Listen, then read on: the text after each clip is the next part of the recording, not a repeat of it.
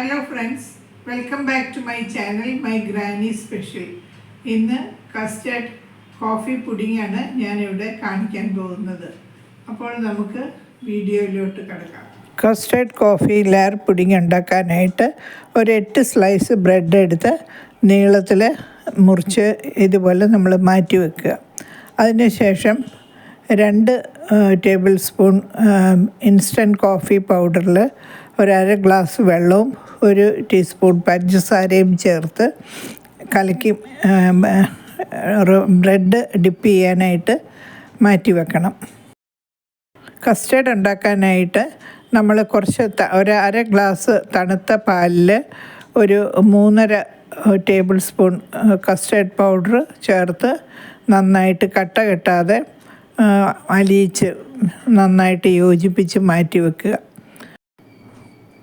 1 litre പാലിൽ നമ്മൾ 250 gram പഞ്ചസാര ചേർത്ത് ചെറുതായിട്ട് ചൂടാകുമ്പോൾ ആദ്യം നമ്മൾ കലക്കി വെച്ചിരിക്കുന്ന കസ്റ്റർഡ് പൗഡർ സാവകാശം യോജിപ്പിക്കുക. പാലിലേക്ക് കട്ട കെട്ടാതെ കൈവിടാതെ ചെറിയ തീയിൽ ഇളക്കി നന്നായിട്ട് കുറുകുന്നത് വരെ കൈവിടാതെ ഇളക്കിക്കൊണ്ടിരിക്കണം. ഇതാണ് അതിൻ്റെ കൺസിസ്റ്റൻസി.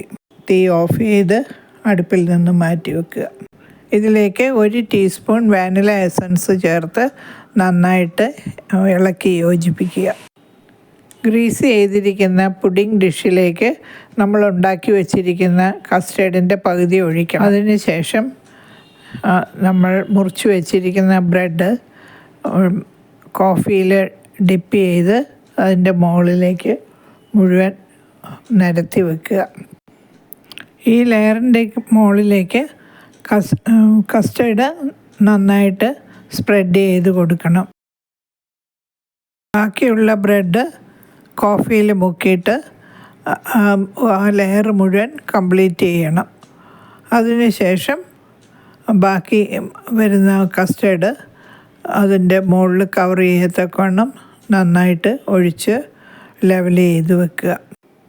അവസാനമായി 5 ഓറിയോ ബിസ്ക്കറ്റ് ചെറുതായിട്ട് ക്രഷ് ചെയ്ത് ഇതിൻ്റെ മുകളിലേക്ക് വിതറി ഗാർണിഷ് ചെയ്ത് അതിനുശേഷം ഒരു 2 മണിക്കൂർ ഫ്രിഡ്ജിൽ വെച്ച് തണുപ്പിച്ച് നമുക്ക് മുറിച്ചിട്ട് സെർവ് ചെയ്യാൻ പറ്റും. വളരെ ടേസ്റ്റി ആയിട്ടുള്ള ഈ പുഡിങ് നിങ്ങൾക്കൊക്കെ ഇഷ്ടപ്പെട്ട് കാണുമെന്ന് വിചാരിക്കുന്നു. ഇത് ഇഷ്ടപ്പെടുകയാണെങ്കിൽ നിങ്ങൾ സബ്സ്ക്രൈബ് ചെയ്യുകയും ലൈക്ക് ചെയ്യുകയും ഷെയർ ചെയ്യുകയും ചെയ്യുമല്ലോ.